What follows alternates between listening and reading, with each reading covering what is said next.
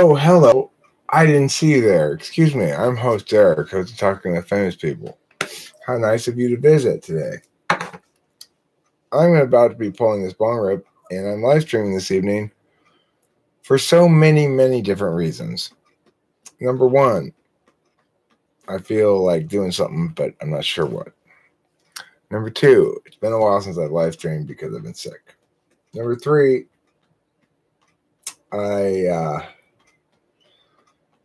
feel like establishing more conclusively some of the things that continue to be challenged by people a little bit. Hi, Jeebus frickin'. That's me. I have no K at the end of my name, though.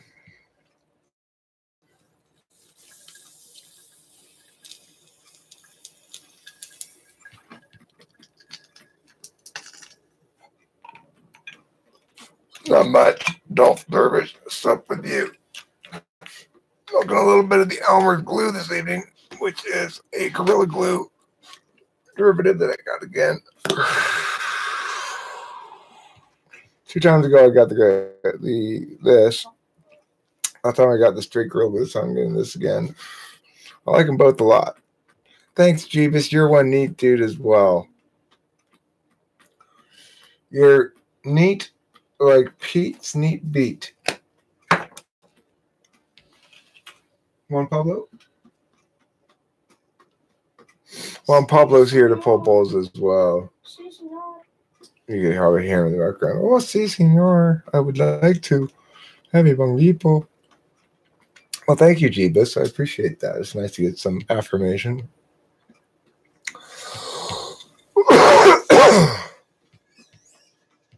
I was being mockery. Not really mockery. I was being glib, I think is fair to say.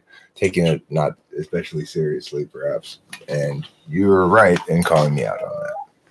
Oops, sorry, Brad. Don't want to run you over, my sweet, precious angel. It's all an illusion, or it's real. If it's real, we're fucked. Too much reality. Okay, well, why are we less fucked if it's an illusion?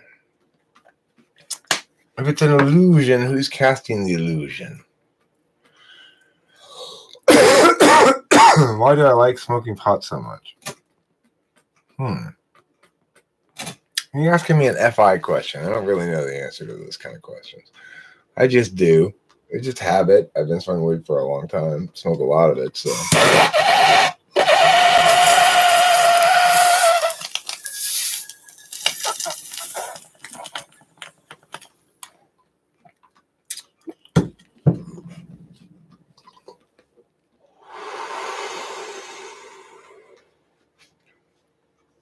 Well, I just got back from driving in traffic for quite a long time, and this sort of resets me a little bit. That's probably a better question. Dolph Dervish asks, why do I roast the... Oh, my God. Jesus Christ. Amber Drasher. Thank you very much. Wow. That's just absolutely shocking. Wow. Thank you, Amber. It's very generous of you. I greatly appreciate it. Yeah, it is, Amber. It is. And I'm going to transubstantiate this bong rip and probably the one after that as well for you, at least, Amber, tonight. You deserve it.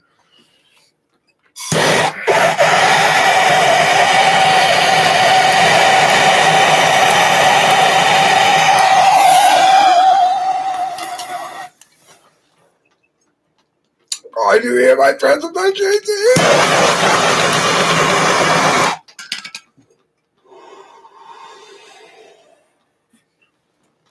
That one's going straight to your head, Amber.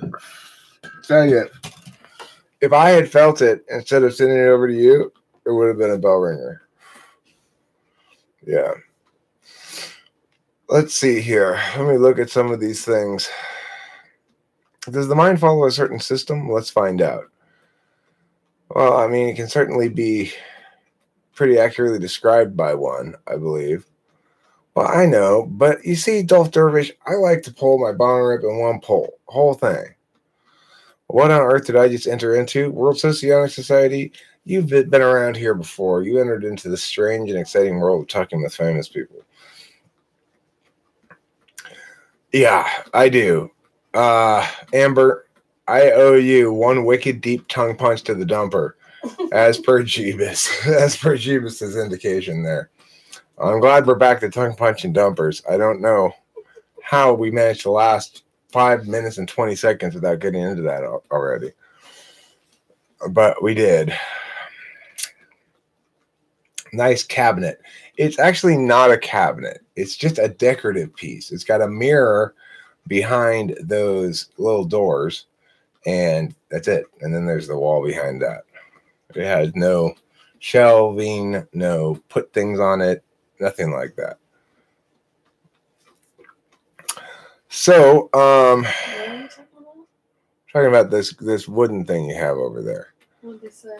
You said nice cabinet, and I said it's not a cabinet. Yeah. Okay. So let's see what else we got in the old chatteroo. The topic officially is personality real? Is it a real thing?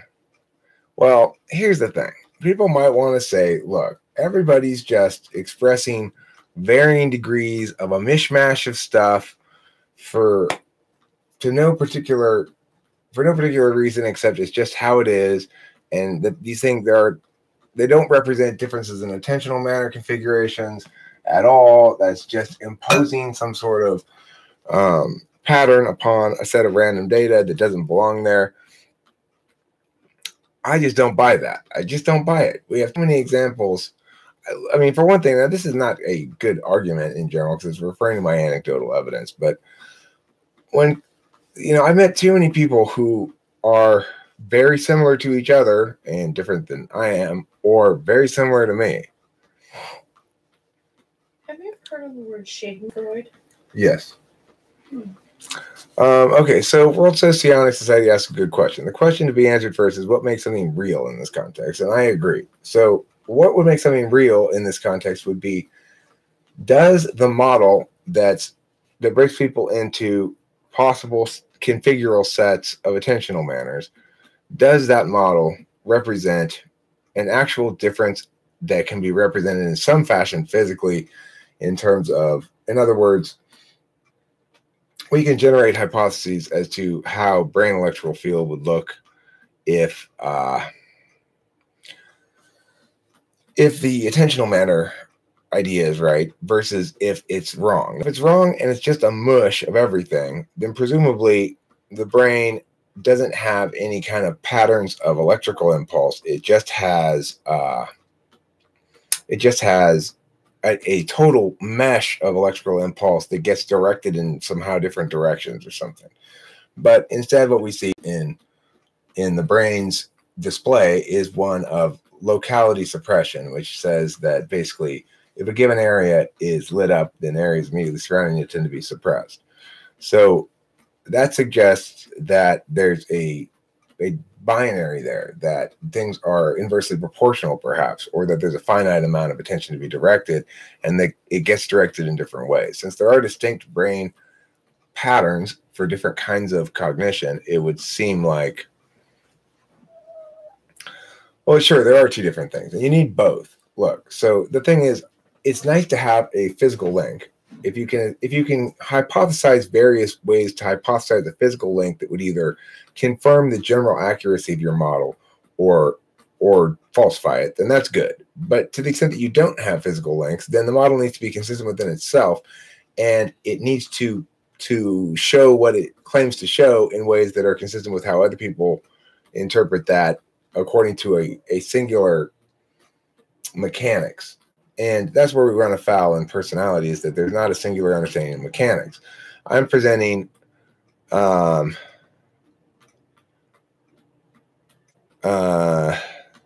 me come back to that World Socionic Society. I would suggest actually that if you watch my most recent couple of videos, I've got a couple on validating it and stuff like that, where I answer all those questions and go into it in some detail. But yeah, brain scans are fine, but look, my point in it, and I made this point in a video about 3 videos ago, where I think it's called validating typology or something like that, we don't need Dario Nardi's brain scans in particular to determine that brain scans are more consistent with attentional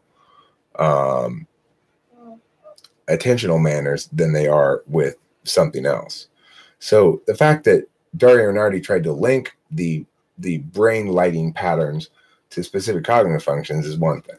But the fact that there are those brain lighting patterns is indisputable and is confirmed by multiple brain scans by multiple people. It's just a matter of what that means exactly. What I'm saying is that it's logically more consistent with my understanding of it as I express it, which is fairly socionicsy. And than it is with some other possible explanation, okay? So, okay, fine. I'm not, as that's one, I didn't make that specific point, World Socionic Society, but this is one of the points I'm making in those videos. So really what I suggest, if you have the time, to go check out a couple of those most recent videos on validating the metaframe, as it's called, and see how I address those points. And then you come back armed with more ammunition. You're an ENTP. I've already type policed you, so you're fine as far as that goes. And I know you're going to come back with plenty of challenging questions and stuff. I don't doubt that you can engage me well on the topic. So, okay, what's an FI question, Eric? I don't know. I don't really ever ask FI questions. When I'm typing somebody, I'm not looking to find out what their FI is. I'm looking to determine if they are FI by elimination. You know, well, they're not FE and they're not TI, so they must be FI.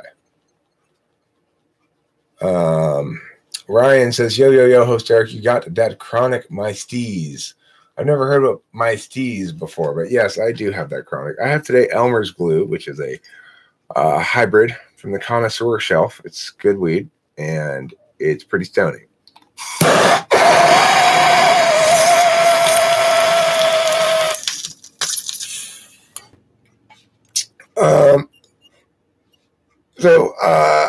Who was that nutsack's name you got into it with the other day?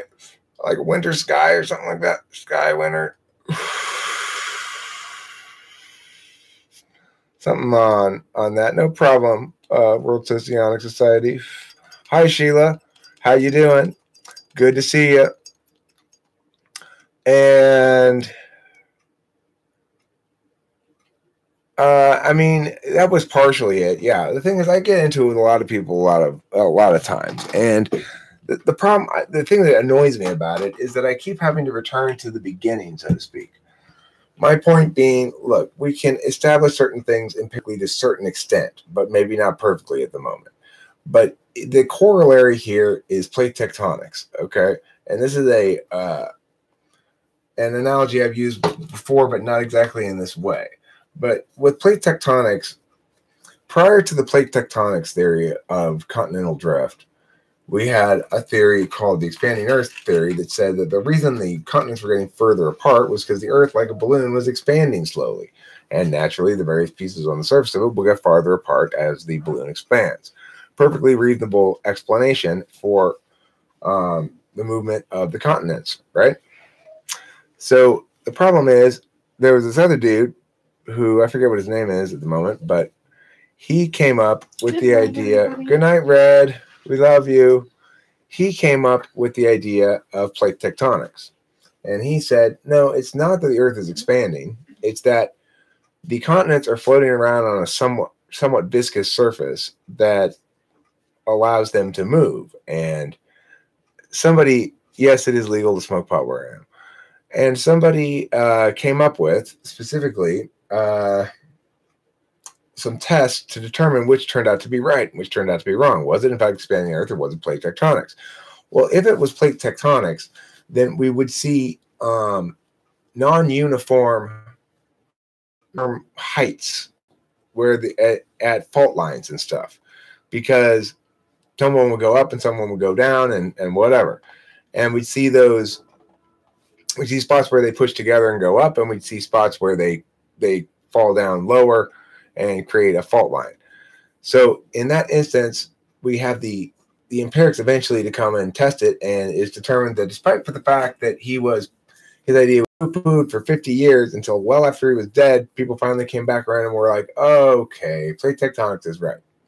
So we start with this basic notion that sometimes it's possible for an intuitive model to correctly predict the reason why something is the way it is, and to precede the ability of the empirics to test that.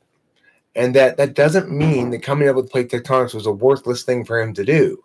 the reason we were eventually able to test it empirically was because he had laid it out so correctly, and it provided us plenty of grounds to come up with ways in which it can be tested and falsified against physical empirics, even though we can't actually look at the plates from such a degree that, from such a perspective that we can see it or push on it as though it were in viscous and go, yep, it moves up and down, it's viscous. We can't do that because we're talking about something that's too big. We don't have the leverage. If we did, we'd destroy the Earth probably by pushing it up and down and a lot of other things. So the point being, cognitive functions are somewhat like the issue of continental drift at the moment. There are many different explanations for how people behave differently, why they behave differently, and whether they behave differently in distinct sets or not. Okay? So none of those things has really found its way to be falsified adequately yet.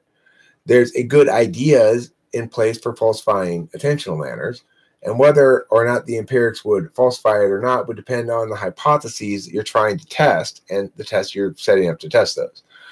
So what I'm saying is, given the fact that we've got multiple theories here as to why the continents drift and whether they're continents even, or whether they're drifting or whatever, I'm advocating in favor of this particular theory on the matter. And I say it is the most reflective of what we view empirically about people, and it's the most linked to basic empirical facts, such as the fact that people put, get, receive information, all the stuff I've talked about before.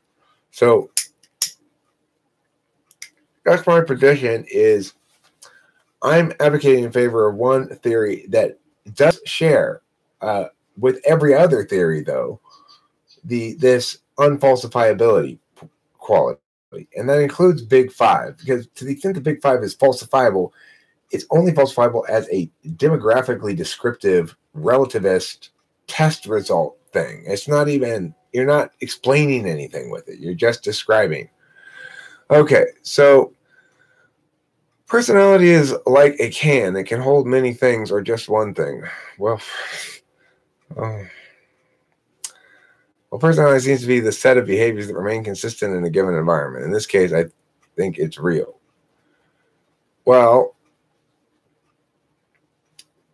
why do I have panic attacks all the time? I don't know why, Jeeves. Does your wife plays too? Yeah. Sometimes people come up with seemingly absurd theories that end up being found to be true in the future. Tesla, for example. Quite the major weakness of Big Five is that it lacks any explanatory narrative. Right, exactly. It has no, it's not meaningfully anything except a set of correlations between scores on this particular testing protocol and likely outcomes in life. So we might be able to say, well, that's a good strongly supported data point and correlate there, but it doesn't tell us anything. And it distracts from the reality, which is you aren't comprised of attributes. It's not correct to understand the human personality as a composition of attributes. It is instead correct to think of it as an ongoing execution of a series of processes upon environments and in response to them.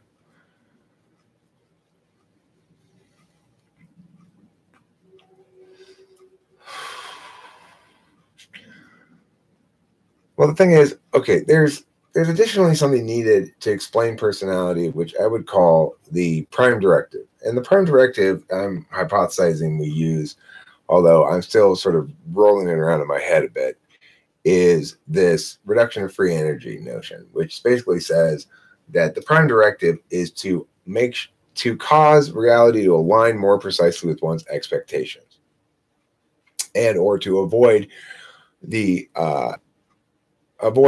reality not aligning with one's expectations. So if we understand personality then as the execution of an agent who's being driven by that prime directive, then kind of everything else falls into place, because any explanatory model that lacks a prime directive lacks an underlying engine for being, which the model needs to ultimately explain things.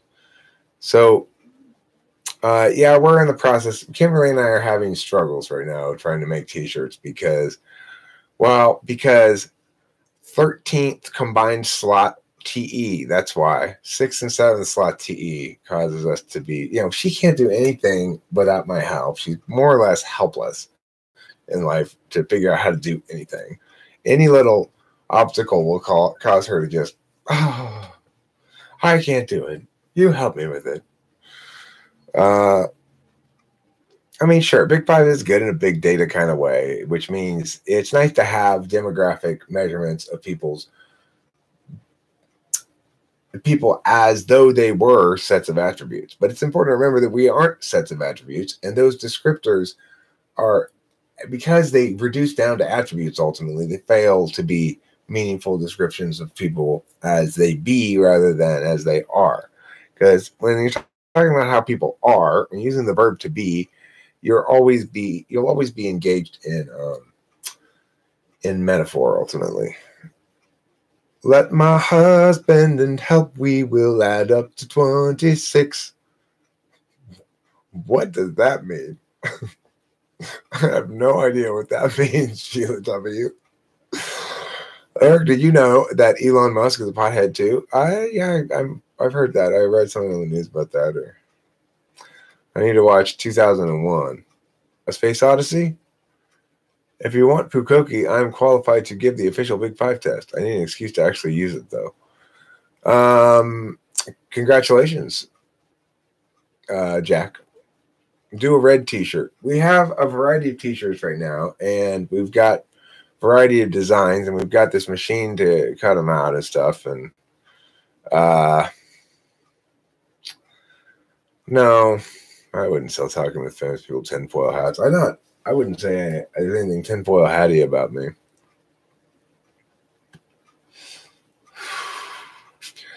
Does time exist? Well,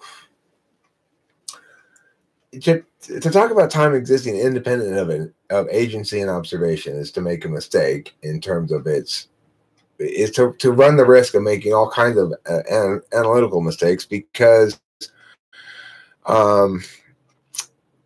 it's not an object of analysis outside of the human being process or the being process of some agent. So time is meaningful only in the frame of an observer experiencing the passage of it. And for each of us, we experience passage of time very differently in different times. If we're having a lot of fun, it goes by quickly. If we're being tortured, it goes by very slowly. And the fact that there are physical regularities upon which we can build a clock that compels us all to reference a central, arbitrarily regimented time thing doesn't mean that time exists outside of ourselves in any meaningful sense.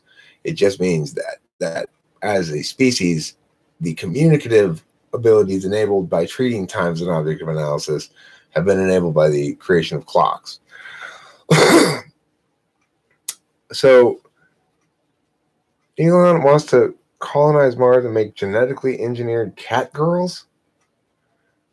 I mean, I don't think we should colonize Mars. I don't know why we would want to or need to particularly, but fine.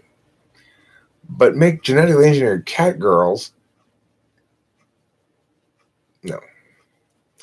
You think Jack should win March Madness? Well, I mean, it's not in my hands, so I've got to make more of those videos shortly. Maybe I'll squeeze one out tonight. I'm feeling pretty okay right now.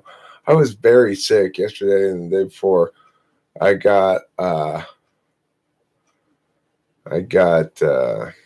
some sort of bad cold, and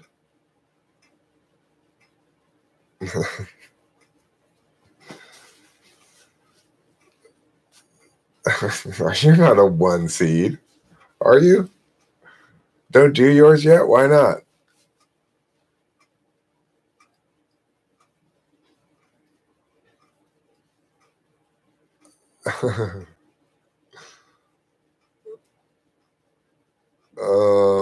Birds equal best include ready determinable sets. Okay. We never went to the moon. The astronauts can't even agree on whether they left stars when they went. Whether they saw stars when they went. Kubrick left a message on Danny's shirt in The Shining. Okay. Do you think we didn't go because we couldn't go? Or do you think we didn't go because it was too expensive? Or what? No, I don't teach debate at a university. I'm a private debate coach. I work with mostly middle and high schoolers.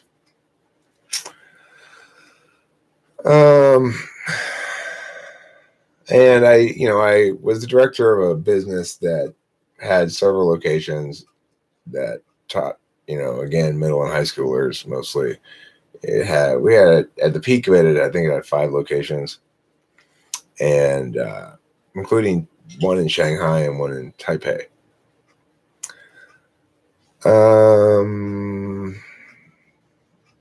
Venezuela propaganda thoughts. Venezuela propaganda thoughts. I don't really have any thoughts on it. I haven't really read about it at all. I'm not informed enough. It's possible to ask me about things that I haven't read about or I'm not informed about, and that happens to be one of them. I know that Venezuela is experiencing a lot of outages, power outages right now, but I don't know about the propaganda.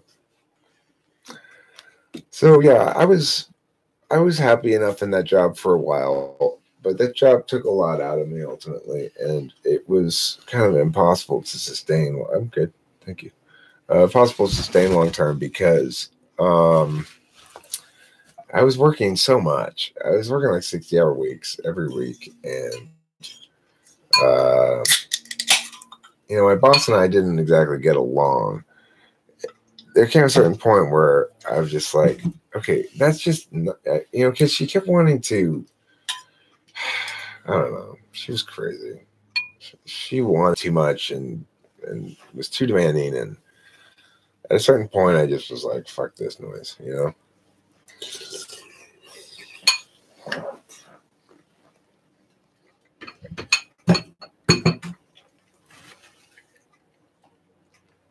So now I don't have a lot of clients or anything, but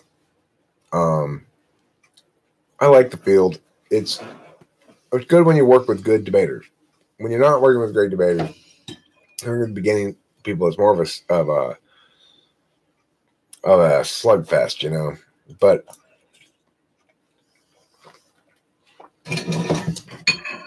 even then, oh my God, Kimberly, your soup, your homemade soup that you've been making all day.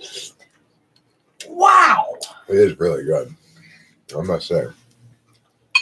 And then you topped it off with buttered sourdough bread, or I'm sorry, French bread. Fresh from the market. It is really good, dude. Just the broth, like just eating the broth is perfect. This bread looks like heaven. It's so soft and bready.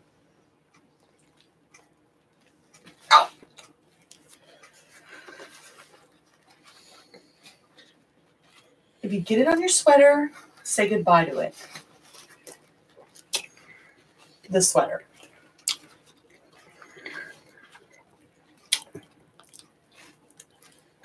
Oh my God, I hope you appreciate the pig that you are on camera.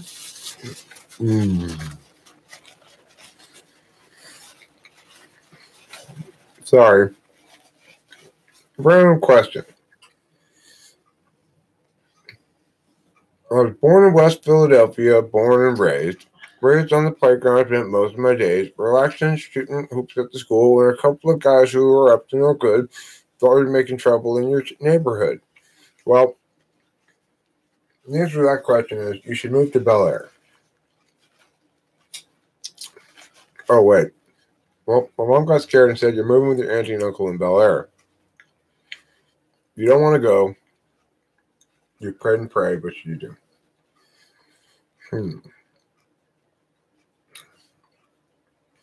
I'd say go to Bel Air anyway. Just go. It's going to be fun. You're going to meet Carlton. It'll be a blast.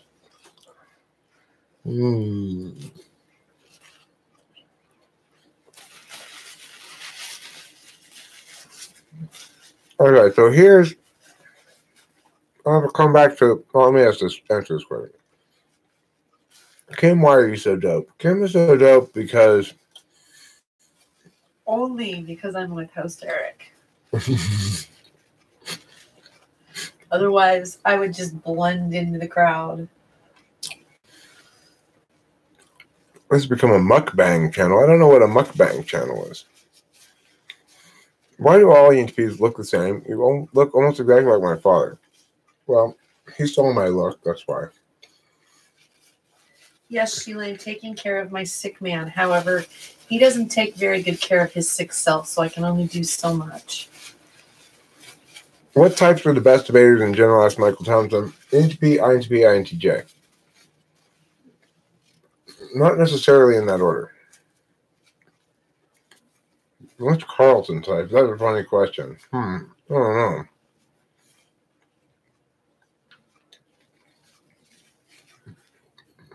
I'm chewing as fast as I can.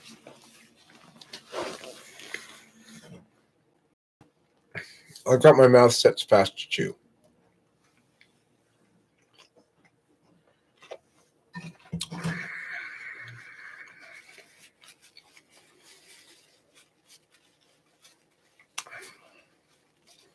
What type is most likely to become a monk? That's an interesting question. I would say probably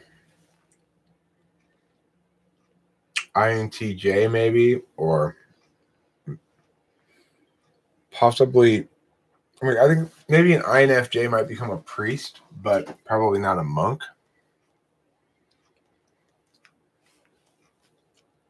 Oh. Well, for me, it's just because I think I should eat something because it's good for me rather than wanting to be one of those channels where people eat food. That's what they do. That's a strange channel idea, huh? I'm just going to eat food in front of people. Yeah, that's weird. ASMR is another weird idea for a channel. It's like, hey, I'm whispering.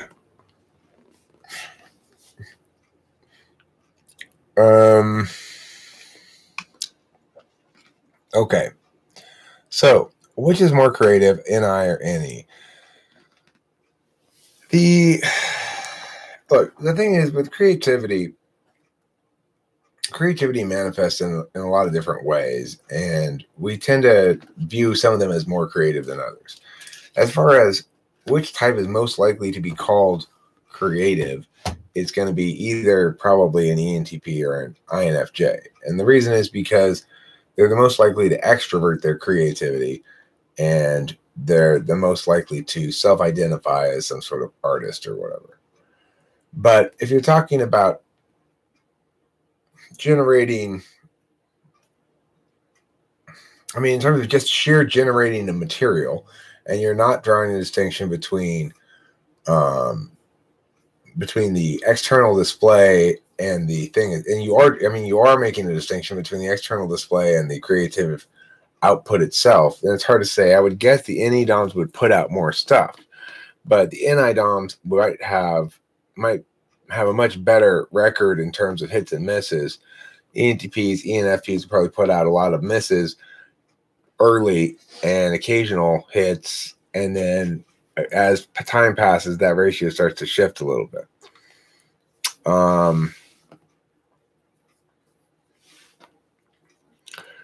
So it depends how you define creative a little bit.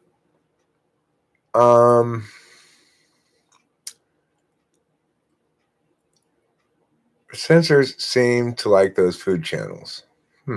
Well, my audience probably won't like them very much. I think my audience is primarily intuitives. Eating food in front of the cam is not a problem. If the viewer is also eating, it's like having dinner in the family. Huh. What is creative? If it's about coming up with more things than NE, if it's about a vision being developed over time, then that suits NI. Correct. I agree with you, Jack. Do you think 9/11 was an inside job? Yes. I should add that some of the greatest musical artists, David Bowie, have done well because EIE, extroverted, intuitive, ethical, intuitive extrovert. Or is that ENFJ? Has a natural blend of NE and NI. Yeah, they do. Well, I mean, the thing is,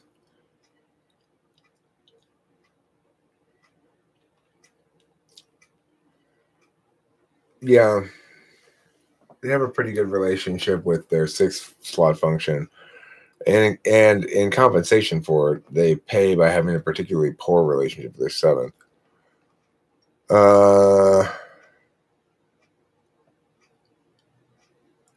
I think creativity is looking at things in different perspectives or in some unique way.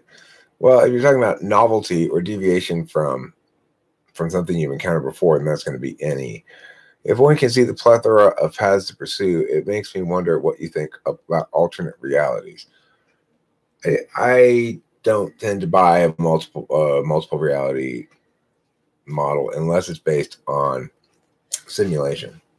I think the sim argument has a lot of good warrants to it and can be well defended and easily articulated. Whereas I think the infinite multiple realities kind of understanding of the world is flawed. It's based on some quantum things, but I don't think those quantum things necessarily imply what they think they imply. And I don't necessarily want to go into great detail about it at the moment. But, oh, Curtis, yes, I'm going to type Curtis. Jesus. Everybody keeps asking about that. Or maybe it's Curtis donning different identities and asking multiple times. That's always possible.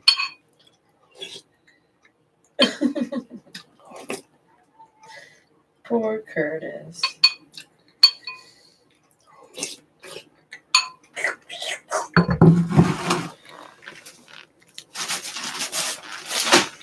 Well, Karen, do you want me to starve to death or what?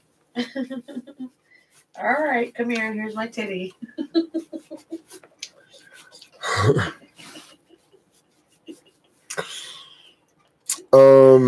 What if creativity is to do with artistic skill, creating beauty? What about SI? I'm Look not at kidding. Gaudi's. Are you saying you want me to feed you right now? Kimberly, shush. Okay, well, now you're stretching. It's not saying, look, it's not, nobody's trying to make the claim that people don't have creative attainment via any other modality. Certainly, mastering a craft to a very high degree requires not necessarily a lot of NE, but it enables a kind of significant creativity that's otherwise not attained. Like, it's not attained by NE users who aren't going to ever get that deep into the specifics of any given craft because they'll be bouncing between shit, right? So that could certainly be deemed an alternate mode of creativity, and depending on how well, like say, an ISTP might do that, and how well they end up attaining NI results, they're still going to be attaining the aesthetic truth via NI, same as any other thing. The aesthetic differentiation is NE, maybe, but I think it's incorrect to say that because they attained it through some, like, let's say an ISTP attains some aesthetic outcome, that it's not linked to NI or NE. I think broadly those two things umbrella aesthetics. Saying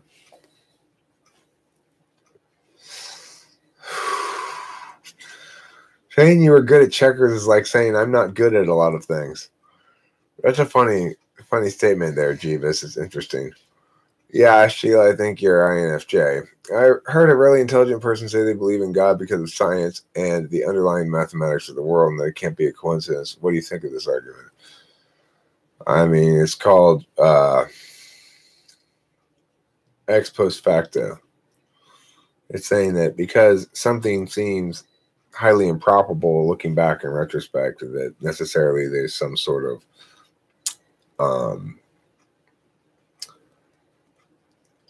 supernatural cause.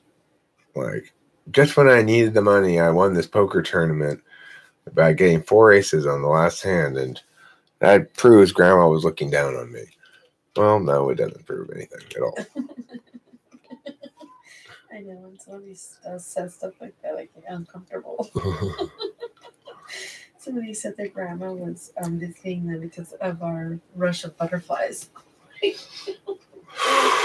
Sorry. There's so many butterflies flying around right now. There are the shit tons of butterflies flying around.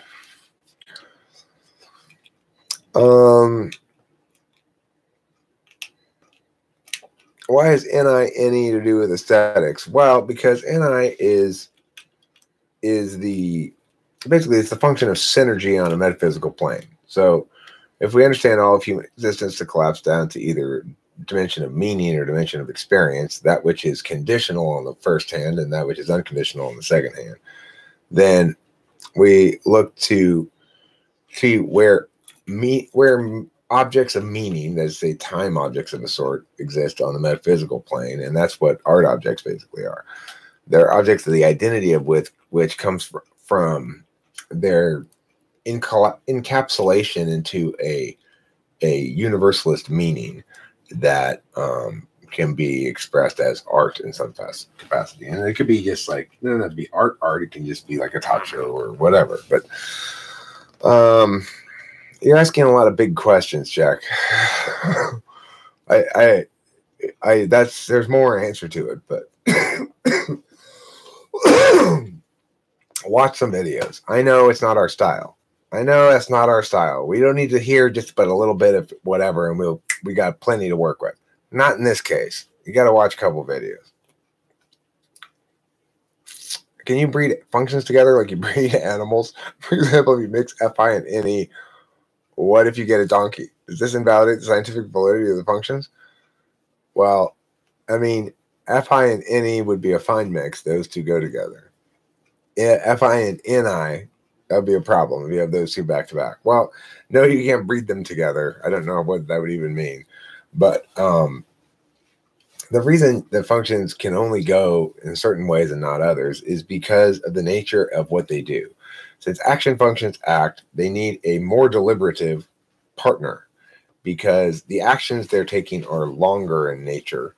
And as a consequence, longer in nature than, say, an interface action. And as a consequence, they need more deliberative time to make the decision ahead of time. Now, that note assumes that the system upon which they're acting is staying static while they're deliberating upon their static representation of that system. In contrast, an interface type is responsive by nature. They pair with a knowing function because they're always checking, adjusting, checking, adjusting, checking, adjusting. They're basically handshaking with a system, either social or physical. And it's those interface functions have to be paired with knowing functions as a consequence because they don't have that sort of time, nor do they assume the system they're dealing with remains static. That's why they're dealing with it in an interface capacity, not in an action deliberation capacity. And that's why it's paired with a knowledge function always. So there are good reasons why, if we think about it, the system mechanics of it, and we think about what functions actually do as executing processes, and remembering that if we can link it back to a prime directive and say, okay, well, why are they executing these processes? Well, it's to align reality with their expectations. And we could talk more about what that means, but that's getting complicated again. Okay, well, then at that point, you got to remember, Jack, that you're stuck here in metaphysical land right now. You're using words and meanings to express things that are ideas of things that, can we label things in the physical world as aesthetically so? Sure. But then that creates a time object or an object of analysis on the metaphysical plane representing that thing. Now that rock has an identity. Now it's Eagle Rock because it looks kind of like an eagle, right? Now it's named, it has an identity, and we deal with it both on the physical plane where you can still break your ankle on Eagle Rock, regardless of what we name it. We could name it Pillow Rock, full of cushiony goodness, and you could still break your ankle on it. So that's what you need to think about there. What is the typism of someone who... Jeebus, you ask ridiculous questions sometimes.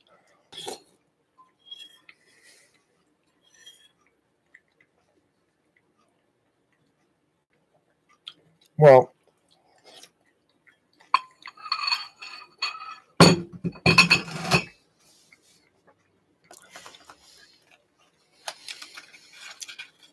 Let me talk about a couple other people. Questions here. In bong rips tonight, I have taken some bong rip. One of them went out to Amber, who well deserves that bong rip, and is going to get another one here in my next session. But at the moment, what happened is I got sideswiped by some soup. And the soup kind of overtook my attention towards things that go into my mouth, such that I didn't smoke cigarettes or boners for a little while now because I've been focusing on the soup. Let's see here. What would the general outcome be of one who is put in prison or social isolation in relation to cognitive functions? What functions would they most likely develop? ESFP. I mean, Totally insane. I think maybe a better question is, how would they suffer differently? I mean, well, but I'm raising my hand. Go ahead, Kim. In the case of, what was his name? Oh, I forget his name. Somewhere in California where he kidnapped 4 women and kept them in a basement, each one of them coming from their own sort of a different sort of a demographic, and then they were held captive for like 12 years, I think it was. And today they don't even speak. The girls. They like don't like each other. Like they were held to, and it affected each one of them completely different. How would INFJ suffer differently than an ENTP? I imagine an ENTP would suffer a little bit more. Oh my God. We're particularly averse to discomfort. But I think an INFJ would be more content making meaning out of the experience, although they may have to face some more brutal holistic meanings than the ENTP in some capacity. Why are you feeding the skunks? Who? That's Mason. A kid. Add a female voice, and you can probably see the attraction for males at least. ASMR seems to create a sense of closeness and intimacy by its delivery mechanism, and then the content of the ASMR leverages that aspect to significant psychological effect. Oh, that's an interesting idea there. Thank you for noting that. Is there a romanticized view on INFJ? There is a lot of backlash too, like Jason Rodriguez says here.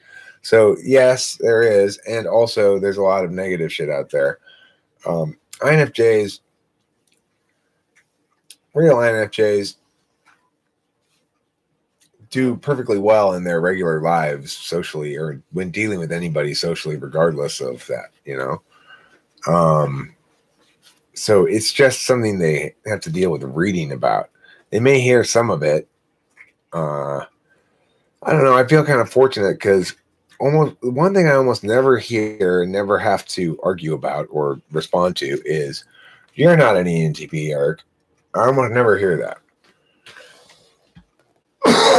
Whereas most INFJs have to probably deal with that shit all the time. You know, like, "You're not an INFJ." It's because there's a lot of fake INFJs. It doesn't mean the real INFJs are less real.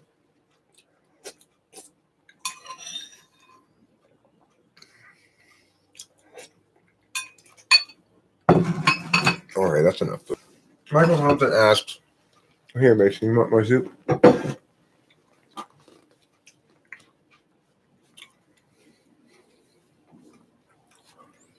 Michael Thompson asks, "Are you inherently born with a certain type, or do you develop a type through early development?" I think you probably are born with it, more or less. And I don't know. I don't have any real reason to say that. I don't have a firm, conclusive answer about that. So,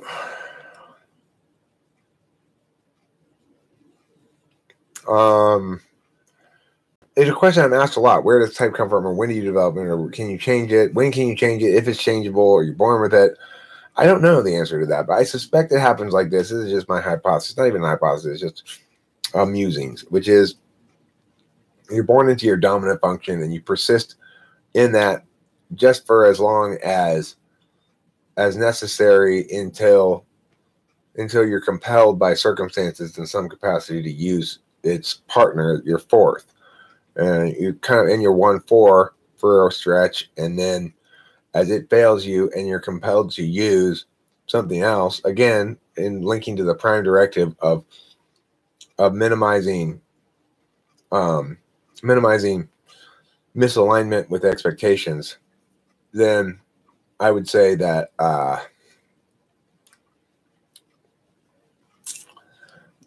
that people then turn to one of two possible tool functions, and depending on the circumstances and or their nature or whatever, I'm not sure, they turn to one of them and then they begin utilizing that. Once they begin utilizing that, it finds the third and the seventh, their polar, which is the one they're never going to, once they make that decision to go TIFI, for example. When I was a baby at some point, I had a chance to be ENFP or ENTP briefly, and I went ENTP, and that was it. The rest of it was defined for there on after.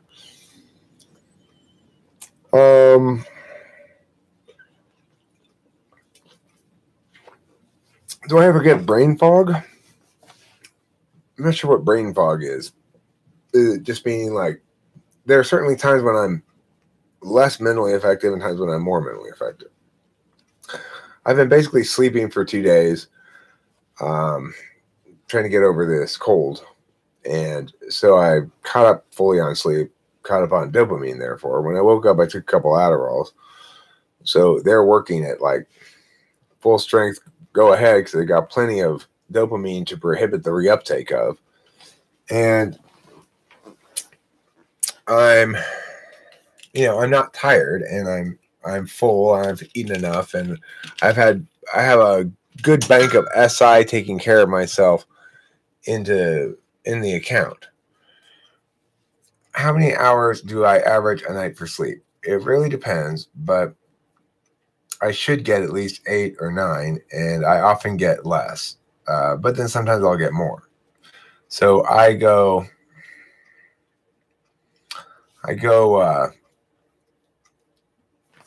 through little phases of getting too little sleep and then getting a lot of sleep and catching up. I switch it back and forth all the time. So, attempts says he has a vivid memory of choosing NE over NI. Well, that's interesting. Like, an ESTP and ESFP have SENI, I think. In between those functions, they may be developed according to their environment. That's quite possible. My environment was very TI rewarding in general and not very FI rewarding, so it makes sense.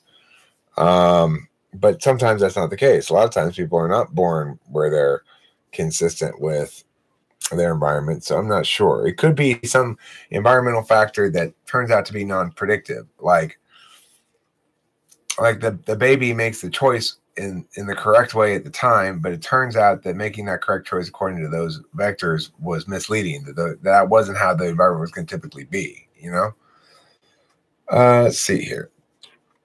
Why would you not want to be an INFJ?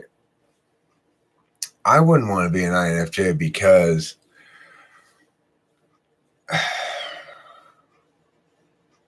I already have enough trouble with their struggle. I wouldn't want to have it be my actual struggle. Their struggle being coming to terms with things not matching up with their vision, and additionally coming to terms with prioritizing a truth and a logical consistency that sometimes runs afoul of their very effective tool function. It's like for them to actualize, they have to become less effective in some regard in life. And that's kind of a cruel trick to be played upon them. And so, yeah, that's my answer to that. Where did our baby cakes, Amber, go? I didn't know she was our baby cakes. You take Adderall for a cold? I do. It's I went to work tonight, So, does Adderall make your emotions go haywire during the come down? I know for me, okay. No, Jason Rodriguez, FI polar means that doesn't happen to me. which is very nice. And it happens to almost everybody else who's not FI polar. It doesn't have any ENTPs. I'm not sure about ESTPs, really. They may have a little bit of it, but I don't have that experience. My experience of coming down off of Adderall is always like, okay, well, good. Now I'm going to get into bed and be all rah-rah and eat. And if I had to be up and working, I might be pretty grumpy, but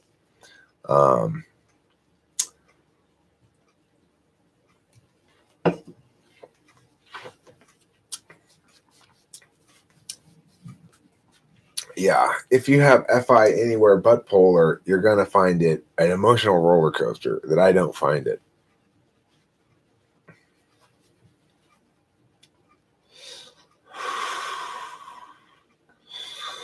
Okay, let's see what else here. I think you're born with the cognitive functions and your environment can make it appear a certain way. Do you think identical twins have the same type? Anyone know of any studies? That's a very good question, Baron Atheo. I don't know of any such studies, and I don't know if that. But I do know a couple of twins who didn't have the same personality type. What function would make someone really like putting IKEA furniture together? It depends why they really like it.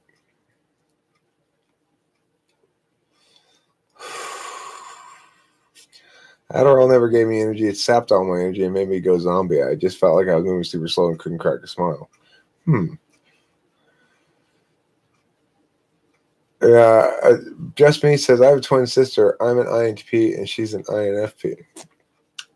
Identical twins? Why do INFJs seem to be so attracted to ENTP despite not in the same quadrant, or is ENTP specific? Well, INFJs and ENTPs like each other a lot because we're the two most metaphysical types and because we each have each other's ignoring function. The ignoring function is also the validation of others function.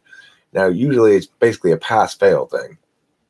But because we also have the complementary 2-3s, namely their FE helps make my TI more user-friendly, my TI helps their FE have more legitimacy, and I appreciate what they bring to a conversation. They appreciate what I bring to a conversation. They don't want to be responsible for all the ideation. They'd like to sit back and collapse a bunch of random shit be put out in front of them to collapse. It's like tailor-made for their thing. And same thing for the ENTP. We don't want to be responsible for the collapsing of the shit. We want to throw shit out there and see what sticks. They'll tell us what sticks and what doesn't stick. And so, and there's just a mutual respect because there's also this ability between INFJ and ENTP to have this kind of super subtextual conversation that is saying a lot of other things than what the words are saying. And it's the kind of conversation I have with INFJs almost every time I have conversations with them. And I never have it really with any other types. With ENTPs, with other ENTPs too. But I think probably INFJs know what I'm talking about as well, and they probably share with other INFJs. So I don't know. I've always been drawn to the NI with the FE. It's a match made in friend heaven. I wouldn't want to be in a relationship with them because what I need in my relationship partner is this, right? This bowl of soup being brought to me with the bread and the butter and the drink and shit. Pooh Cookie's never gonna do that for anybody. She's not gonna bring them soup and bread and shit, you know. So that's why I don't want to be with an INFJ. Okay.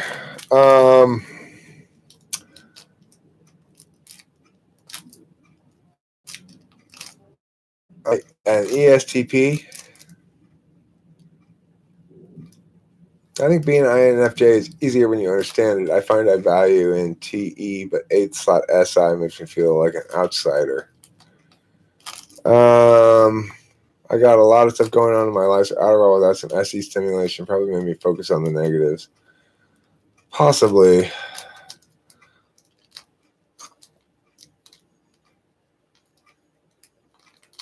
Who gets to build the IKEA furniture? Huh. Yeah, I know. It's pretty crazy, huh, Netta? That's pretty nuts. Let's see here. I just like something to help me focus for 6 to 8 hours. You can also try modafinil. Is that what it's called? I think it's called that, modafinil. And it's a sleep shift disorder drug that's not nearly as regulated as like the amphetamine based ones, because it's not amphetamine based, and it doesn't really give you any euphoria per se, but you find yourself it works. I've done it before, and it works. Let's see. Yeah, I do need a nanny, Jeebus. I need a nanny, or more properly, a mother. And that's okay, because I'm an ENTP who's got 4th slot SI. I seek somebody else. Modafinil, yeah, a human and her higher self. Modafinil does work, and it's easy to get. You can get it from like India, and it's not a bust if they catch you. Even it's like not that scheduled. It's not fun, but it works if you really need to get shit done. Jeebus, that's the craziest thing I've ever heard in my life. Jeebus says, you tried Concerta? Much better than Adderall. Concerta is what I started on in order to ease my doctor into the idea of giving me Adderall, because Concerta is much less good than Adderall.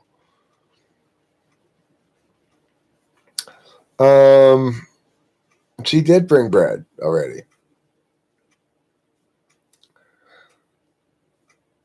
As an ESTP, reminding myself of the opportunistic SE-FE loop is tricky sometimes. Learning right now to focus on TI more so my goals don't get sidetracked on goals.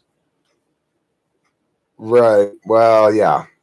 No, I see what you're saying, though.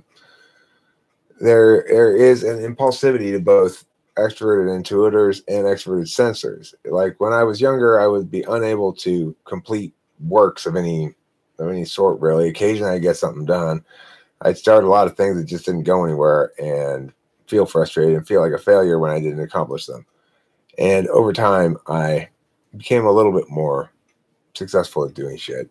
And even now, when I'm not on Adderall, I can get shit done. You can't get modafinil without a prescription. You probably got some fake kind of herbal supplement shit.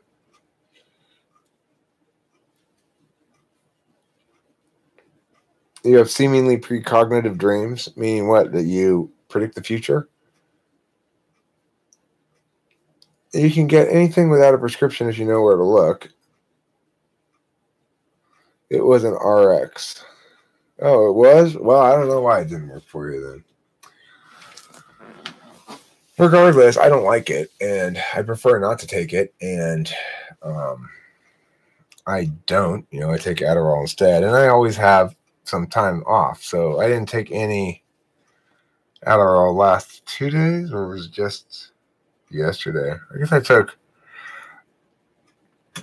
1.5 or about 2 days off of it, but when I was sick.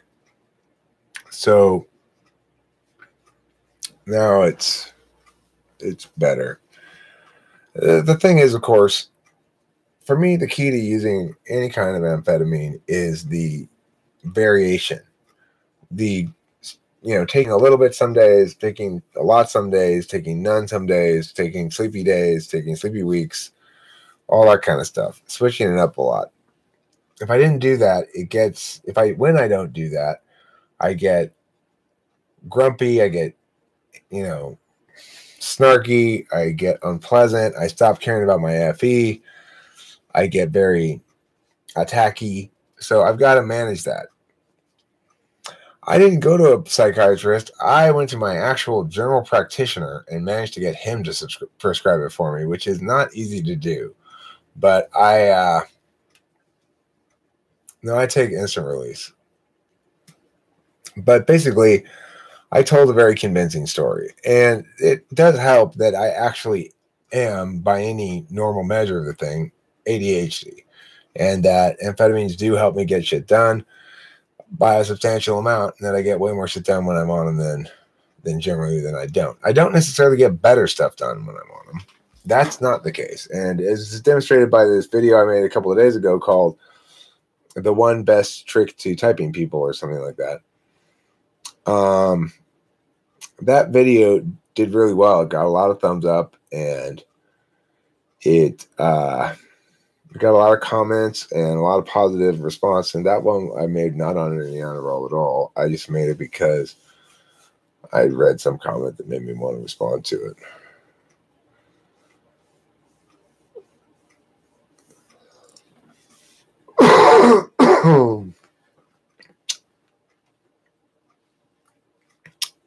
Does it make your blood pressure high? Well,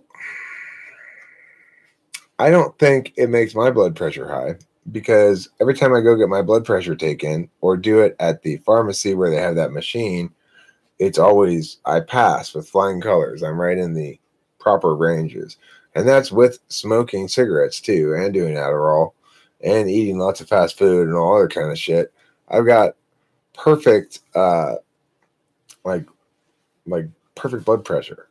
I don't know why, but I just do. And so I don't have any problems like that. Body mass 5. I don't know what my body mass is. I'm pretty skinny though.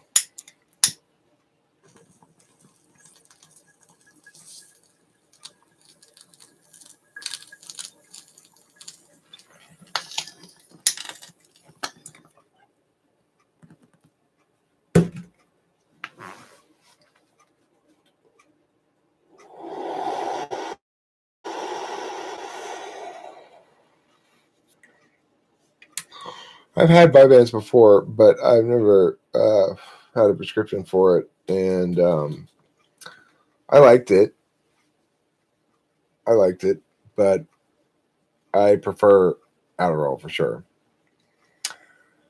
Let's see here. I'm sure I've skipped some comments. Let me go up a bit and see what I've missed.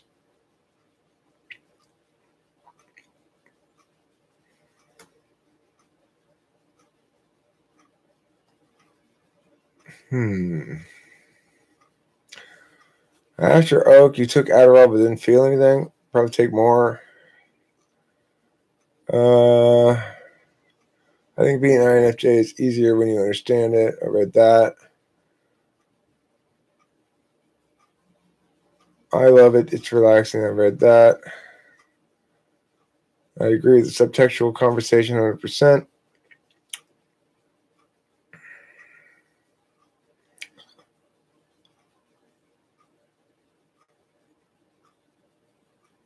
Us ENTPs need hospitality because we're so detached from our bodies. I do need hospitality. I need someone to take care of me. For sure. And it's great. Kimberly does take care of me. She's, and I appreciate it. Because I don't take care of myself when I don't have my ISFJ woman. I mean, INFP might bring you food sometimes. I mean, it's certainly anybody might bring you food. But the point is, Kimberly does shit like make sure before I get in the car, and she just sort of does it by nature because she's an ISFJ. She'll think, you should bring a roll of toilet paper because you're sick and you're going to want to blow your nose in the car. Oh, yeah, I should. I'm going to forget about that shit. That's SI awareness of yourself and your people around you and their needs and everything like that. So it's great.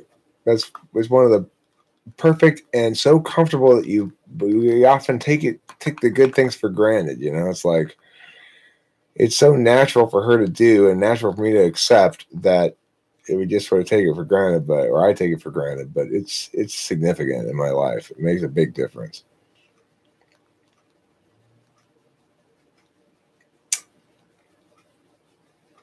Let's see.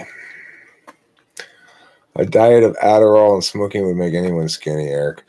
I've always been skinny. It doesn't matter what my diet or anything is. The only exception was when I was drinking a whole lot of beer. I had a beer belly, but even then I was skinny. I still was only like 180 pounds, and I'm 6'4", 6'4.5".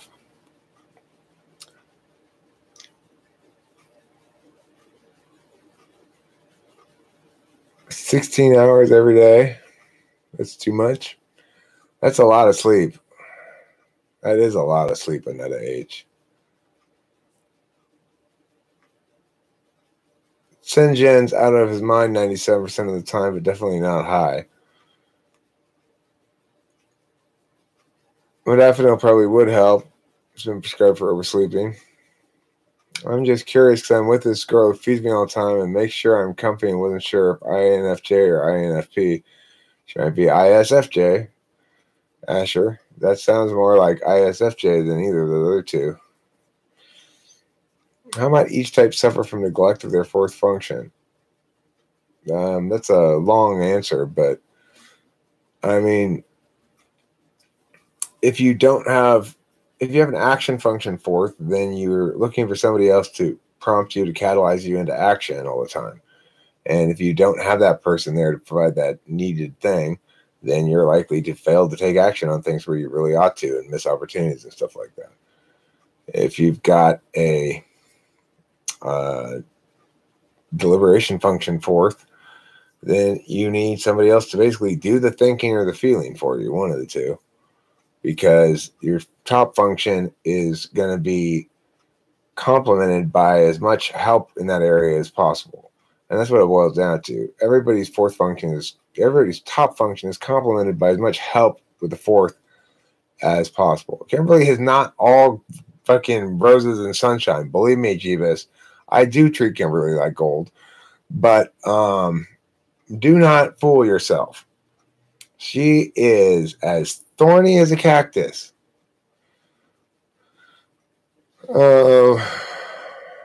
INFPs get to serious sometimes, but their any ideas are freaking hilarious. Okay. But all we do is ideate. I hope you treat Kimberly like gold. The Adderall smoking diet beats paleo for weight loss by far. I would probably agree with that. I'd recommend it for people who have polar FI anyway. Yet YW could be INFP, but likely FEIMO. Okay. Why the reputation of INFJ always tired or sleeping a lot? Anetta H, INFJ, INFP. Did you grow up upper middle class? Me? Yeah. Gold. Go only lustful decisions. Just think about it. You are an odd young man. I don't mean that critically. I'm just pointing that out. You're an odd young man. All INFJs I've met have good sleep schedules. SI suggestive. Okay, I just heard that anecdotally. Good to know. Hey, I posted some comments that I removed early this afternoon because they seemed like spam. Do you have anywhere you take questions on a daily? I saw them. I just haven't gotten around to them yet. I liked your questions. I wish you hadn't removed them. I just didn't get to them yet because I had to work. So it's like I had to work it from 3:30 to 5:30. The problem is it takes me about 45 minutes to get there, and and an hour and a half to get back because I had to stop at the weed store too, and it's traffic. So by the time that whole thing is like it's like a 4.5 hour out of my day, you know. So that's why I didn't respond to those yet. I was gonna get to them at some point, but that nutsack from the other day did put a bunch of comments on some video. I just ignored them because I didn't feel like wasting my time. Maybe mistyped INFP is INFJ thing, eh? I don't know too much about MBTI, so it's certainly possible that INFJs have sleep disturbances. Kimberly is an angle. She is. She's a right angle. Inferior TE means what? Inferior TE means you're seeking somebody else to show you how to do shit. But you can take care of it yourself. You're conscious of it. You can bring that 4-slot function up to muster and apply yourself on occasion. You will when shit gets serious, but you'd much rather have a significant other who basically tells you what to do, but not in a bossy way necessarily, but tells you how to do shit. No, don't do it like that. Do it like this. Some people will be annoyed by that, like I would, because I countervalue TE. Some people will be appreciative of that, like an INFP or an ISFP.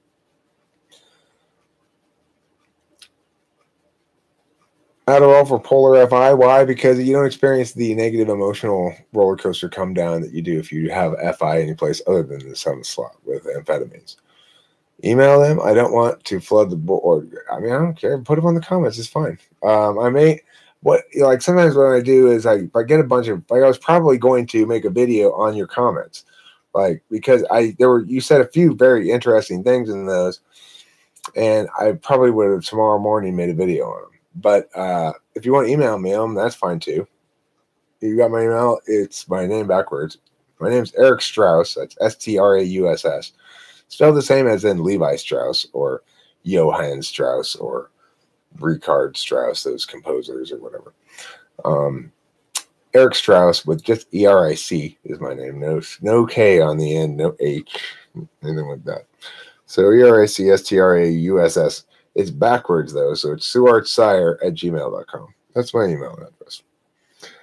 Does Kimberly have a show? No, she doesn't have a show. She just pops in and out of my videos as she sees fit. We have no, all of the shit where she shows up and stuff, none of that stuff is ever planned, right? Whenever Kimberly's participating in a video, it's not a planned video where I'm planning for Kimberly to participate. She's just deciding to chime in as she sees fit.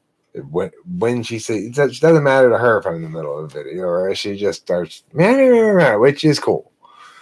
So, I really enjoyed an INTJ dude in high school, super edgy and said savage shit, didn't give a damn, but he did sound spurgy. He sounded spurgy. Huh? Jen, you can be an internet INFJ, says Jeremiah. Congratulations. I think we all go through cycles of what functions we value. I think we go through stages of development with how we value each of our functions. I think that's true, but that's a little bit different than saying we go through cycles.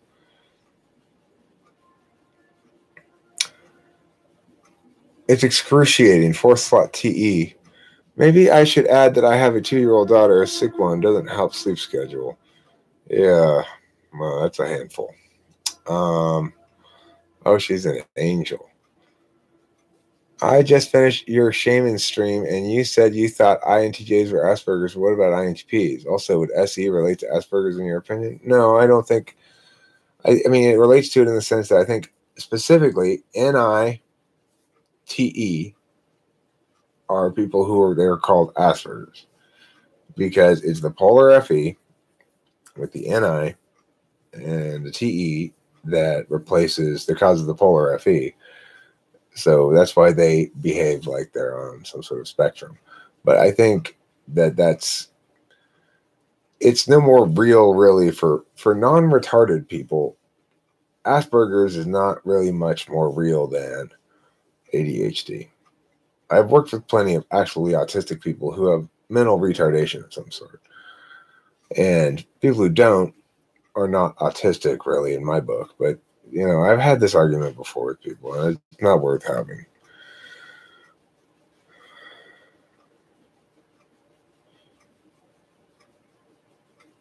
Let's get that nutsack back. She was a record breaker? I think it was a dude, wasn't it?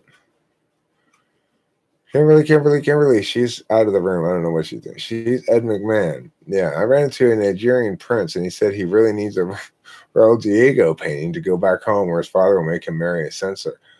Wow. Well, you know what? I think Raul has another painting in mind. He's coming up soon. He's going to do a still life, like a bowl of fruit with a flower in it or something. So, apparently he's got some ideas about how that ought to be done. I feel like a spurg when I get excited. Spurg is Aspergy. Spurge. Spurge is the kind of weed that my grandma used to make me pull out of her dichondra lawn when I was a child. She'd say, "Go pull the spurge with this fork," and I'd have to go pull the spurge. I had a Fortune 50 VP tell me I was wise for my age, was in my 20s, presumably INFJ. It seems to be a legit anecdote, that and the random life story encounters. Yeah, Baron, it wouldn't surprise me if you're an INFJ, because you came in with a NI bomb or two in terms of what you decided to say. and you didn't flood the thing at all. You let them sit there. Time did remind me you're existent. You're probably an INFJ. Let's see. Who is better at seeing a plan through, INTP or ENTP? ENTP, the SE 7th slot. INTPs don't really even get what that means exactly. Great discussions of FI Vulnerable with Chad Crandall the other week. Really? That's interesting. I might have to check that out. I was diagnosed with autism in the 2nd grade. Nobody was really sure if it was autism, though. Oh. Yeah, I don't think you're autistic.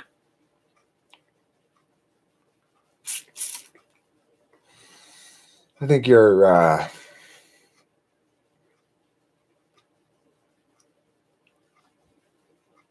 don't know. You're just odd at the moment is what I think.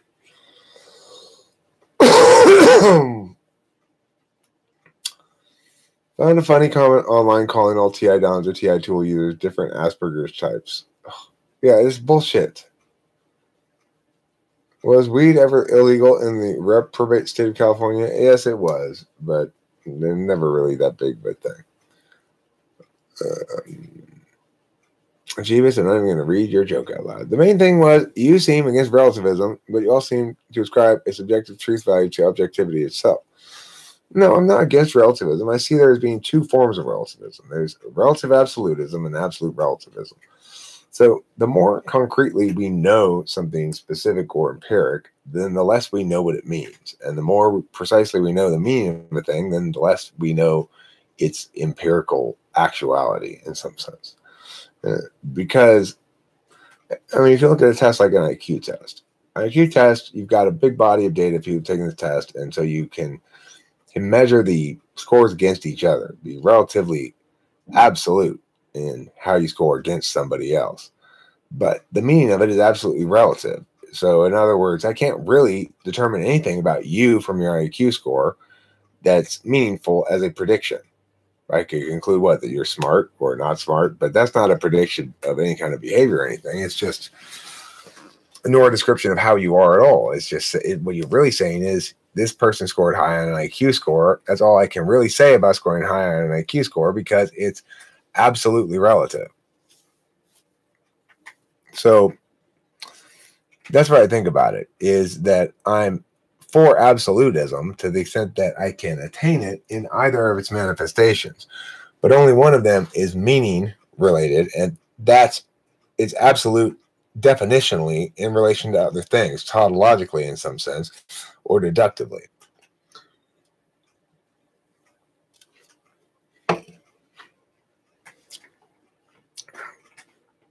Let's see. I think my new life mission is to translate typology to pets and find the relationship between type of owner and animal the most harmonious. That's a good idea, Asher Oaks. That's a good business model. And EHP needs to invent a 3D printer that creates straight from ideation. That would be a good idea too. Except I don't ideate very well in spatial things, so my things all look like little kids made them and whatever. I'm just bad at coming up with. Is Sheila still in there? Yeah, Sheila's still around. Tell her I have some hard eggs, y'all. Oh, Sheila, Kim says we've got some hard eggs. She's talking about my penis, I think. No. Oh. Your testicles. Oh, my testicles. They're hard from lack of use. Okay, so let's see here. The main thing was you seem to get it seems a contradiction. No, I do believe in the objectivity of things, but I think that people misunderstand objectivity to mean permanence. So just because meaning is fluid and things change over time as meanings doesn't mean that we necessarily have to think of them as less objectively so in their current status. Being able to distinguish between objective measures of static instances or static events and objective measures of processes and predictions of how things are going to develop over time versus descriptions of how things have developed over time in the past versus, a lot of other kind of measurements come into play when you're talking about objectivity. Ultimately, The most meaningful use of objectivity is, am I evaluating this by a disinterested or an interested calculus? Oyster shells. Oyster shells, oyster shells. What's Jeremiah Fix saying about me? Jeremiah Fix is saying ENTPs are crap at actualizing their own plans. Well, we're not good at it. Have you heard about those rich people paying for other people to take their kids' SATs from? Yeah, I heard about it. Kim told me about it. Kim was quite upset about it. It's sad because ENTPs come up with cool stuff. Yeah. I mean, that's the thing, though. It's like we couldn't come up with a bunch of cool stuff if we were good at implementing plans, because we would have implemented those previous plans. We wouldn't have come up with more cool stuff. I think my new life, we read that, and ENTPs are good at helping others to actualize at times, in my opinion. I think that might be the case as well. Eric, what would be the general difference between 8-wing 7 and 8-wing 9? I don't know. I don't really go with the wings myself. As far as Enneagram goes, I'm a tri-type person, and I don't really buy into the wing idea. So I don't know how to answer that. What is the perspective limit? Perhaps it is what you want it to be, a bastardized Nietzschean or a collective average. I don't know what he means either. Did you have polaric stenosis as a baby? No. The elite system is rapidly failing. It's kind of scary, actually. I'm glad I'm not one of them. Well, that's a typical INFJ thing to say. I don't think of it as being a system that is decided upon and executed by a bunch of elites with a plan. Kimberly does arrive at. That's what. Oh, in that sense. Yes. Oh, for that. Okay. You fucking. Was that a trap you pulled on me, Baron? Yeah. There's nothing conspiratorial about that one. What did you do? It's hard to explain. Some people have 3D printed guns, and I think someone even made a car. Heartaches or hard eggs? Hard eggs. Someone has a 3D printed Pope Buddha statue on Etsy that I want.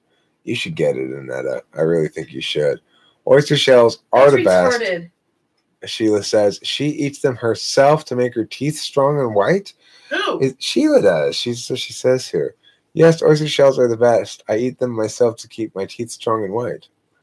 Oh, wait. No, it doesn't say that. It says, just keep a bowl for her all the time. They love it.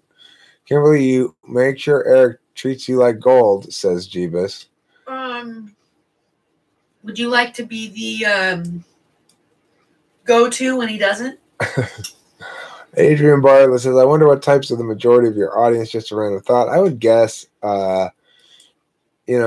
probably any users and INFJs, mostly like INFPs, INTPs, INFJs, ENTPs, maybe some SFJs or some NFJs. I don't know. Sacrifice finishing, because ENTP sacrifice finishing plans for creating new ideas. What type do you think could create and live in a community of only their type? Well, I mean, ENTPs would be okay at it because at least we'd have plenty of ideas to look at. Yeah, I think it's a bunch of elites with a plan too, Matthew. I guess I'm an INFJ also.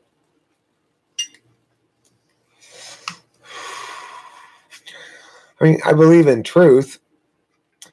Like, look, validity, truth is not absolute, but validity is. And truth is as meaningful as it is to any given individual.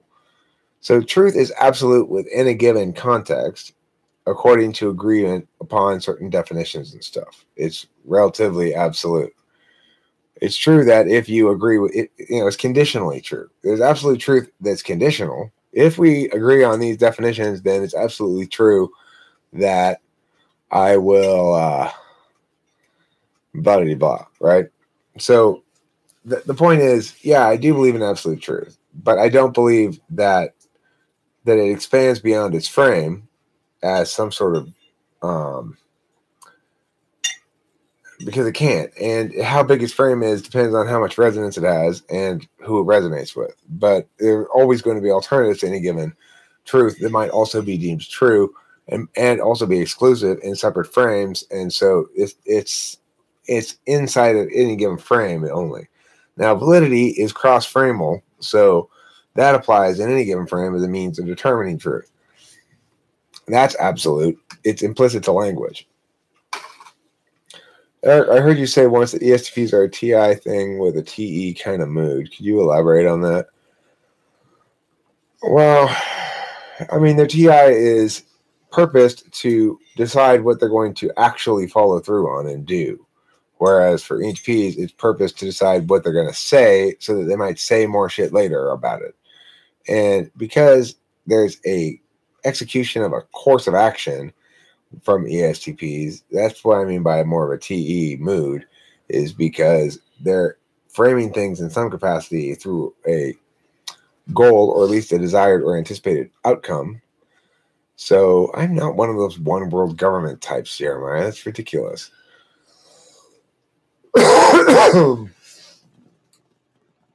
So, yeah, that's why I said that.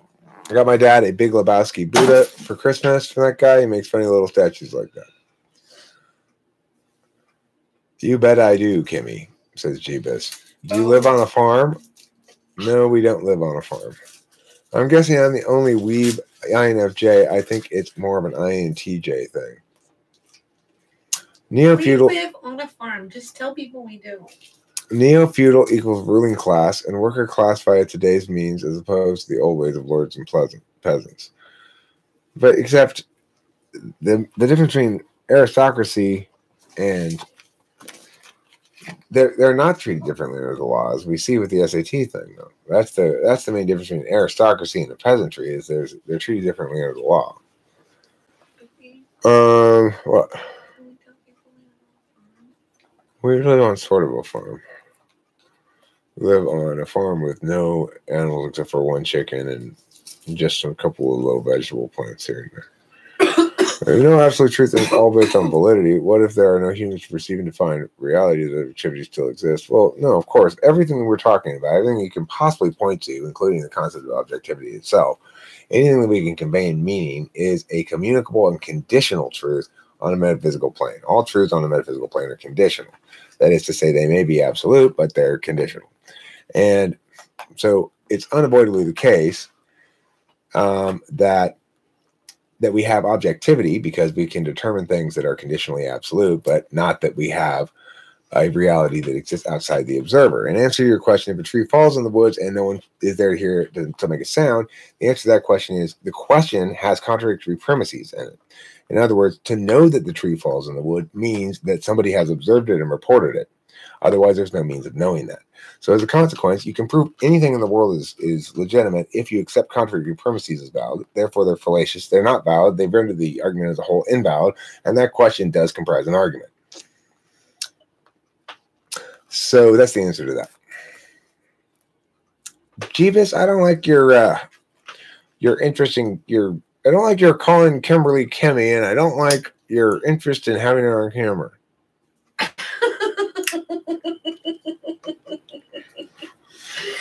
somebody getting jealous? Yes. Let's see. I mean, look, there are plenty of high-profile people who may not have the interest of others in mind. And there are plenty of high-profile people who think they have the interest of others in mind and don't. And there are plenty of high-profile people who think they have their interest of people in mind and do. And there are good reasons to argue that none of us can accurately determine that at all or something. But the notion that people who are powerful and famous and rich comprise some sort of cabal that can pulls the strings from behind the scenes is absurd. So that doesn't mean they're not capable of engaging in corruption and bribery and other bullshit like that, like those people who got caught. It just means that they're not. There's no centralized cabal of elites that makes decisions and stuff. And there's no agreement between the individuals who are elites. They're not part of the same team necessarily.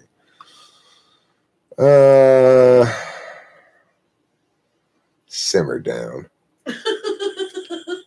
Listen, Tiger.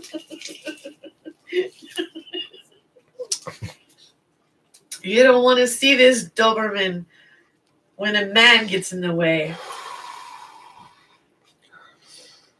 I have to rewind everything. So, based on existentialism, without humans, nature and objectivity still work regardless of us? No. There's no reason to think it would, because we can't even conceive of an unobserved nature and reality. To conceive of it is to imagine it is observed, and either directly by us or can be reported to us by a communication by some other observer. We can't conceive of meaningfully without observing, because observation is the prerequisite to existentiality for any given individual agent, and there is no reality that exists outside of an individual agent expressing and being it for any meaningful point of purpose of analysis. Now, you might say that on some level the physical reality exists without being observed, but it doesn't matter if you make that claim, but you can't make that claim and have linguistics that don't contradict themselves. So you're stuck in the box like everybody else.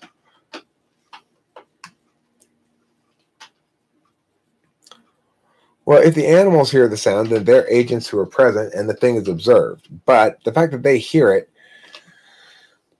we have to presume then that there's some way that it gets communicated to us, because how else do we know that it's fallen and or made or not made a sound unless it's been reported to us in some capacity that it has? Now, we might conclude that it's fallen when we see it on the ground the next day and we come over and look at the tree and it used to be standing and now it's on the ground. We can conclude that it's fallen, but we don't know anything about the falling of it, nor the making of a sound of it. And to the extent that we do attribute that it is fallen, then we have observed it conditionally in our mind falling, and thereby affording it the capacity to make a sound. There's an interesting article that I just saw today, in fact, called by Jeebus, called... Everybody, welcome back to the live stream up. Let's see. Let me look at Google News real quick, see if I can find this article. It's about this quantum experiment and objective reality. So, I mean, this is just happens to be something I read today, but it's something that I've been musing about for quite some time, really. But this isn't really news per se, in the sense that I think that a lot of people were probably ideating in similar directions as I've been about this whole stuff. But here's a link, and it's I put the Google search result. No, it's the Friends one, Wigger's friend, or whatever the person's name was. Oh, it's too many characters. Okay, let me get a proper link from it, because I didn't get the proper link. I just got that. Here, this is the link.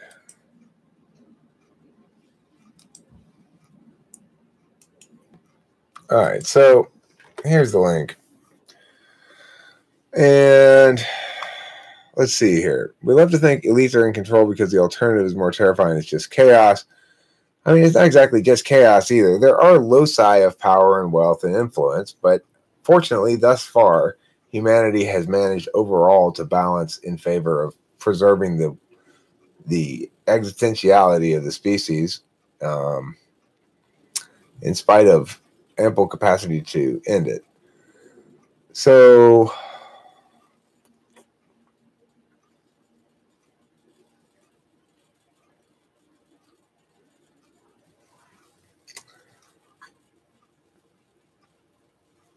there's always an agenda. Okay, well, there may always be an agenda, but the point is everybody has their own agenda. It's not true that people coalesce around an agenda to such a degree that you can call them a group of ruling elites and have it meaningfully mean anything.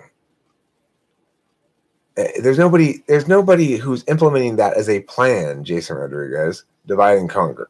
It may look like that when we look at it, but it's not implemented as a control vector by some secretive group who has power. Did Curtis, you race anyone today? That's what I call it when people say that somebody has a race, like that they're white or black or brown or something. Don't race me. Hey, I'm trying to make a ruckus here. Stop diffusing, Eric. Okay. 2 turntables and a microphone, indeed. Got to stop now before I sound like a crazy conspiracy theorist. Soros funded both sides, correct? I mean, look, there's no doubt that there are people who are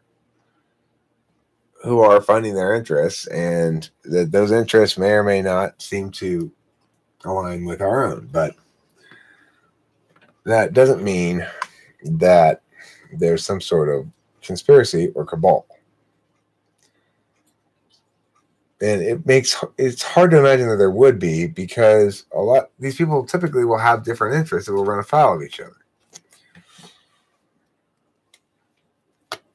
Did Trump target Boeing on Twitter because of them funding political opposition? Quite possibly. I mean, Trump's a particularly clear-cut example of somebody who has no respect for the normal mores of a citizen democracy.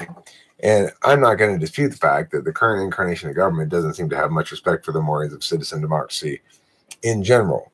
And that's a problem. And I plan, when I become president, to fix that problem. And yes, I am running for president, and I will become president. And when I do, I will show the world how to be a country's leader properly. Trump is not an ENTP, Trump is an ESTP.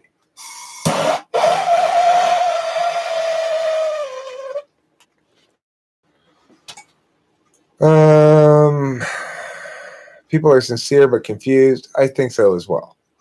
I can't say I agree with the links premise, but I guess not to get too far off track, I simply say that objectivity is what we know to be true.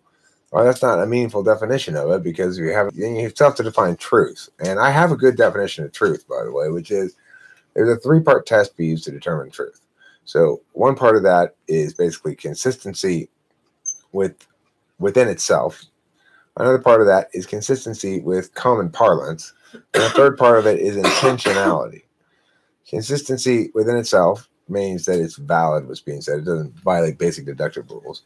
Consistency outside of itself means that it's consistent with how the words are normally used. It doesn't have weird special definitions that make it mean something other than what it normally means. And third, that the person is not intending to deceive, because something might technically be a truth, but contextually presented in a certain way be intended to mislead and deceive, and we might still say that it doesn't qualify as the truth in certain contexts. So I think that's the best way to understand a truth calculus, is a 3-legged stool of truth calculation.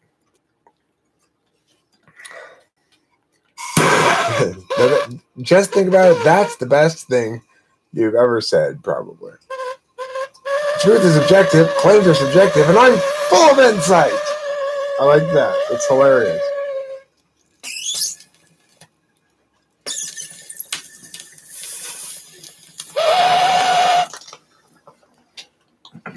If Amber Thrasher is still there, this one goes out to her again.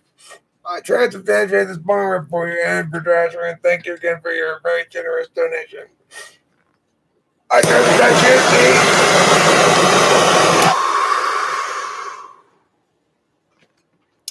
to if she's not still here, hopefully she wasn't driving. She's probably going to suddenly get high. Yeah, then we have a problem. Okay, so I'm going to start wrapping this bad boy up here. I'll take a couple minutes, smoke a cigarette, so that people in the chat can chat to one another and say their casual adieus. I think after this, I'll probably go in with Kimberly for a bit, and I'm still hungry, so I may have to go get some foods of some sort. Why would their intention matter? Because, okay, like, I might say,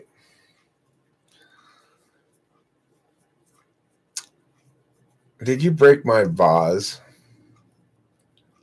And because I guess the answer is because we have questions of whether someone is being honest as well as whether somebody is being truthful. So we look at, like, for example, let's say a air conditioner person comes in and says, yeah, I'll install your air conditioner for $50. And they install it, but then it doesn't work. And they go, look, I just said I'd install it for $50. I didn't say it would still work after I was done installing it. And give me my $50. Well, he's not lying, but he's not being honest either. And that's not, and the only way we really have to distinguish between that is by saying that, you know, it's dishonest, but literally truthful, but dishonest in some capacity. Joe Shabadoo asks, what do I get at Denny's? That's an excellent question. And the answer is I'll usually get the caramel banana pancakes. I like that a lot. There's banana caramel pancake breakfast that they have there. Sometimes I'll go crazy and I'll get something else. Sometimes I'll get a skillet. The skillets are pretty good. Sometimes I'll get Superbird, the classic, the Superbird. Okay, well, the air conditioner works or it doesn't. But let's say I'm hired to install it, and I break it in the process of installing it. And my answer to you when you complained about that is, I never said I wouldn't break it. I just said I'd install it, and it's installed. Now, I mean, the thing is, there are some things that we accept as implied by certain words, right? So you can say, okay, well, that's not false what you said, but it's still dishonest what you're doing.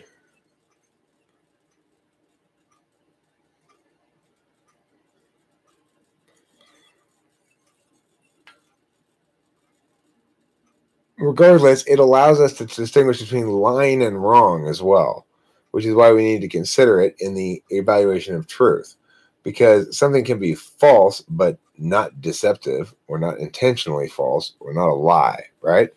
And how we view the falsehood of things does matter as to whether it's an intentional falsehood or a failure to be correct. Zandy.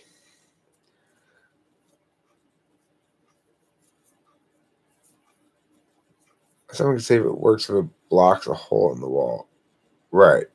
It works fine. It blocks this hole in the wall that would otherwise be a real problem for you. Yeah, but you cut that hole in the wall in order to put the air conditioner in. Good thing I put it in correctly. Then now you don't have to worry about that hole in the wall. Okay, but the air conditioner doesn't work. Well, you know, sometimes air conditioners get broken while being installed. But fortunately, it works perfectly at blocking the hole. Okay, right. So the thing is, we shouldn't have to define what it means to be installed before hiring them. I shouldn't have to define that. That's ridiculous, right? I shouldn't have to say, now, I want you to agree that installing it means not breaking it in the process, right? So the point is, that's where we have to factor in intentionality and honesty or deceptiveness if you want to really understand the range of truth values, which include not just true and false, but lying. Your trub is a lady. Your tub is a fat burger. Nope, never want to say that. Do you ever type by motivations alone? No, I mean, I will type by, I don't type by anything alone. I'll type by values somewhat. Like if I ask somebody to fill out an ordinals, for example, I'll then ask them, okay, well, why would you want to give this job away? Or why would you want to keep this job? And how they answer it will reveal a lot about how they value things. If they'll say, well, this one seems the most likely, most useful of them, the one that is going to actually have the most impact on my life, blah, blah, blah, blah, they're thinking about things from a TE frame, right? They say, well, this one is going to be most successful in, most communicable to other people in some regard, or some answer in that capacity, and they're more likely to be FE. Now, does that mean I'm typing by motivations alone?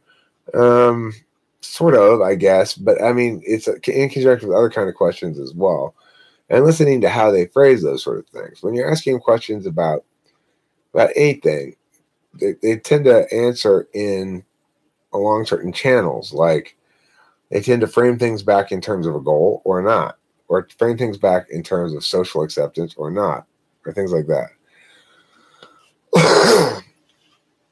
Kurnos, a guy who's in the elevator repair union, which is a weird union to be in. Anyway, he makes good money, and it's got seniority and stuff like that. Okay, well, I'm off. Good night. Sleep well and don't sleep right, and do sleep well and do sleep right instead. Don't let the bed bugs bite. No matter what anyone says, they're trying to trick you if they say let them bite. Okay, have you ever heard that? People try to trick you with that. They'll say, do let the bed bugs bite, but the answer is don't, okay? Good night. See you later. Thanks for watching. Don't forget to eat plenty of cheese.